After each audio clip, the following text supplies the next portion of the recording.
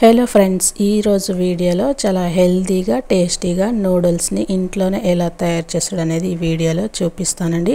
Skip చేయకుండా పూర్తి వీడియోని చూసి నచ్చితే లైక్ చేసి కామెంట్ చేసి అందరికీ షేర్ చేయండి. బయట కొనే పని లేకుండా చాలా హెల్తీగా నూడిల్స్ని ఇంట్లోనే ఎలా రెడీ చేస్తాడో చూపిస్తాను.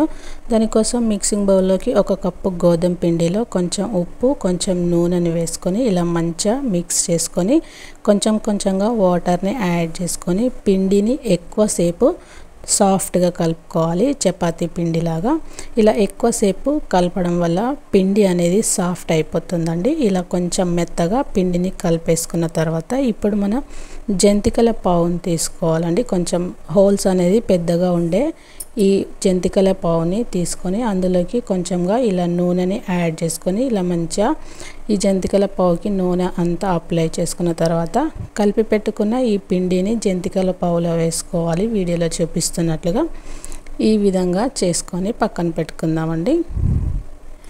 ఆ తర్వాత ఇప్పుడు ముందుగానే నేను స్టవ్ మీద కొంచెం ఎక్కువగా వాటర్ వేసుకొని ఇలా వేడి చేసుకుంటున్నాను. ఇందులో కొంచెం నూనె కొంచెం ఉప్పు కూడా యాడ్ చేసుకోవాలి. వాటర్ అనేది ఇలా రోలింగ్ బాయిల్ అవుతున్నప్పుడు మనం రెడీ చేసుకున్న ఈ పిండి ఉంది కదా, వీడియోలో చూపిస్తున్నట్లుగా ఈ విధంగా నూడిల్స్ లాగా వేసుకోవాలి. కొంచెం గట్టిగా ప్రెస్ చేసామంటే చాలా ఈజీగా వచ్చేస్తుంది. వీడియోలో చూపిస్తున్నట్లుగా గోధుమ పిండి ఇలా కొంచెం సాఫ్ట్గా కలుపుకుంటే మనకి చాలా ఈజీగా అయిపోతుందండి. సో ఇలా వాటర్ అనేది ఎక్కువగా బాయిల్ అవుతున్నప్పుడు మాత్రమే వేసుకోవాలి, లేదంటే పిండి అయిపోతుంది.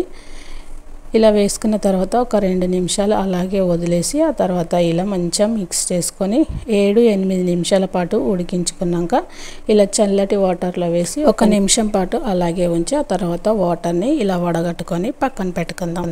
ఇప్పుడు కడాయిలో కొంచెం ఆయిల్ వేసుకున్న తర్వాత కట్ చేసుకున్న పచ్చిమిర్చి, ఉల్లిపాయ, క్యారెట్ ముక్కల్ని వేసుకొని పచ్చిదనం పోయేంత వరకు హై ఫ్లేమ్లో ఇలా ఫ్రై చేసుకొని ఉడికించుకున్న పచ్చి బఠానీ కూడా వేసుకున్న తర్వాత కొంచెం అల్లం వెల్లుల్లి పేస్ట్ కూడా వేసుకొని ఫ్రై చేసుకున్నాక ఒక 2 టమాటాలని చిన్న ముక్కలుగా కట్ చేసి ఇందులో వేసుకొని కారం, ఉప్పు, ధనియాల పొడి వేసుకొని మంచిగా ఫ్రై చేసుకున్నాక 2 స్పూన్ల వరకు టమాటా కెచప్ని యాడ్ చేసుకోవాలి.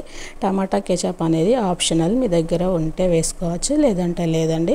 ఇలా మంచిగా మిక్స్ చేసుకున్న తర్వాత మనం ముందుగానే ఉడికించుకున్న ఈ నూడిల్స్ని కూడా ఇందులో వేసుకొని హై ఫ్లేమ్లో ఇలా ఒక 2 నిమిషాల పాటు టాస్ చేసుకున్నామంటే చాలా హెల్తీగా మనం ఇంట్లోనే ఇలా గోధుమ పిండితో నూడిల్స్ని రెడీ చేసుకోవచ్చు. ఫైనల్గా ఇలా కొత్తిమీర వేసుకుంటే సూపర్ టేస్టీగా ఉంటుందండి. సో ఈ వీడియో కనుక మీకు నచ్చినట్లయితే తప్పకుండా లైక్ చేసి కామెంట్ చేసి అందరికీ షేర్ చేయండి.